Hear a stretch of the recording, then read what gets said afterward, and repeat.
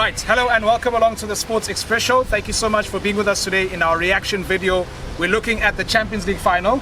Right, we did have a build up to the game, obviously happened on Saturday night, and now we're just going to give our reaction to what happened between Chelsea and Manchester City. So, the Blues, never predicted by either of us. Chelsea winning the Champions League, their second Champions League title.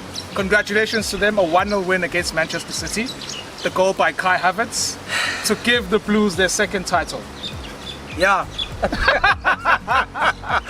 I'm expecting a better reaction from you, my brother. No. Because you did not give Chelsea a chance. I didn't really give Chelsea a chance. No, you didn't. But they did it. Yeah, no, they didn't. Yeah.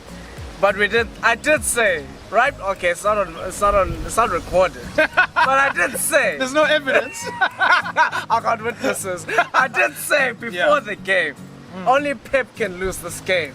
Right? Yeah. Only Pep, not Chelsea beating City. Only Pep can beat himself. Only Pep can out-Pep himself. Yeah. And guess what he did, ladies and gentlemen? He did exactly that. But let's focus back onto Chelsea and say congratulations to Chelsea. We never gave them a chance. I never gave them a chance. I don't want to lie to you. I never. So congratulations to them. And they were very tight in the defensive areas. If you looked at the game, if you watched the game, where if you look at the totality of the game, you saw that City didn't really have a chance. Yes, they got to the wings, but they didn't have any attackers being in the box to meet those crosses that were coming in. To be honest with you, City were very toothless in that game. They choked.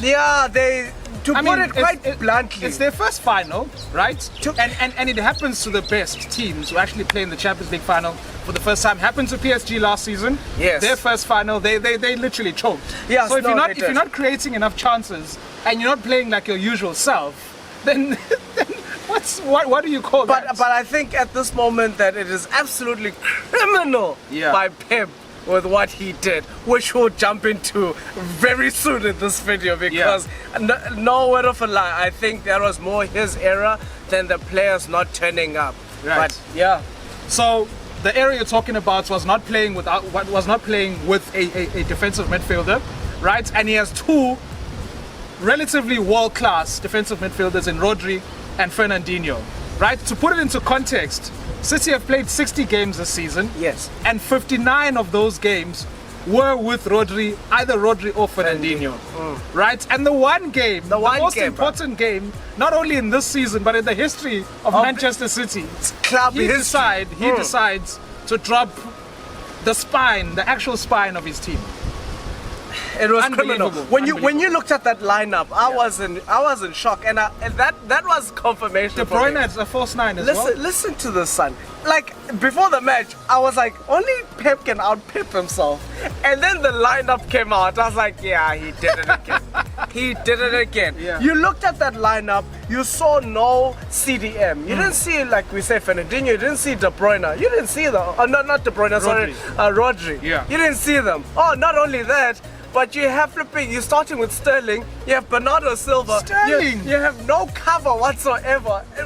And all your matches, shocker. Your foundation, from the defense to the attacking midfielders, your foundation is your CDM. And because of that, I feel they were exposed at the back. They weren't as solid as they were because he simply didn't add that foundation. And on top of that, the players, I don't think they had the confidence because they didn't have that strong man behind them. There was a huge hole in the midfield, was a massive which was really highlighted in the goal that Chelsea scored. Exactly. When Mason Mount hit that right through the City defense for Kai Havertz to When you finish say up. right through the heart, I mean, that was where Rodri Fernandinho would have been. Probably, So there we go. It was his era. It was, like I've been saying, Pep out-pepping Pep Guardiola. But I think we also need to give credit to Thomas Tuchel and Chelsea. The Chelsea boys really fought hard on the day. You look at how dogged they were defensively. Kante was cleaning up in midfield, as he usually did throughout the knockout stages of the Champions League. The likes of Reece James, Azpilicueta, Rudiger, solid defensive display. These are adjectives that you wouldn't award such players except for Kante. I mean, Rudiger was just... He was monstrous on the day. I mean, he was Azpilicueta, the clearances. I mean, Azpilicueta, I mean, we all know that is past his prime, but he seemed like he rolled back the years, son, and he was just formidable. And you know, Reece James, oh my goodness, where was De Bruyne? In his bloody pocket. And Sterling. And Sterling, which by the way, we don't know why he started, but anyway, let's get back to Chelsea. I mean, the way these guys performed and their defense, son, their defense was oh man, it was monumental. That's how great their defense was.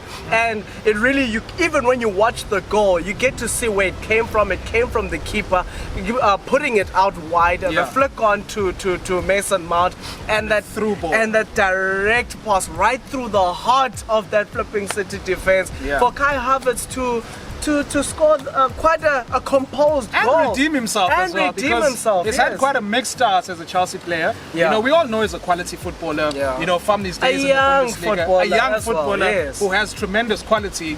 And I'm really happy for him that he scored that goal. No, for me, I feel, I know it's early and I know people might say otherwise, but I feel it really is redemption for him to score that kind of goal with that pressure, Edison coming forward to try and block the angle.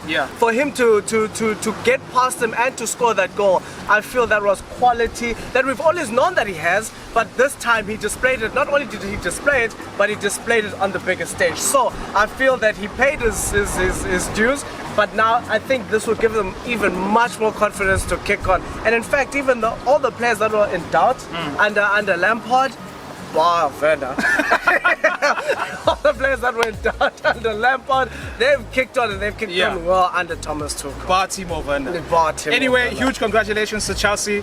I know we're not going to hear the end of it from the Chelsea fans. No. Unfortunately, that's the bear we have to brunt for the next coming weeks or days or even months. You know, but now we're going to move over to another conversation, which is around football. Looking at Real Madrid, because we've had some developments there. You know, with the departure of Zidane for the second time. Leaving Real Madrid as the head coach, right, and the possible departure of Sergio Ramos. So now it's sort of like deja vu again, where Real Madrid had the departure of Ronaldo and Zidane, you know, after winning the Champions League, and now it could possibly happen again. We are in a bad spot. We've lost Zidane, so we're automatically in a bad spot currently. And he wrote an open letter, really showing the disparity or his reasons why. The rot within the club. I'll call it the rot. Some people will say the reason, but I'll call it the rot as to why he left. I mean, such a legend. He pointed out the certain factors in that open letter, and you really got to see a glaring view to which we as the fans or the public would have never have seen. Though suspected, yes, but I mean, to write such a damning letter, I mean, really pointed to what we're feeling about the club. And let's be honest, the poison of that club is only one man, and that is the president. The president, Florentino Perez. So, I mean, we're losing him. Well, we've lost him. The question, he's gone, right? Now there's also murmurings that Sergio Ramos, possibly the greatest CB that ever existed, don't argue with me, might be leaving. In fact, it's quite possible that he will be leaving. And for him to be also ousted within the Spanish 2020 squad for the Euros as well. The Euro 2020 tournament, I mean, it seems like the writing is on the wall. I don't know what we're going to do. We never recovered after losing Ronaldo. How are we going to... That's going to be... I imagine it's going to have the same effect as well. And how many years will it carry on for? So we are Who do you replace Ramos with? I don't know, brother. Usually I have answers, but I mean, those shoes are too big. That's a tough one. That's a tough one. Who do you replace? Let's start with Zizou. Who do you replace Zizou with? Knowing the tumultuous Conte nature. is still available. No, okay, fine, Conte, yes, but knowing the tumultuous nature of the president, Perez, and knowing how Conte is like as well. That's like I was watching ESPN while they were debating this. They were saying that's a car accident waiting to happen, and they have a point. So how is that relationship gonna go on if they do hire Conte?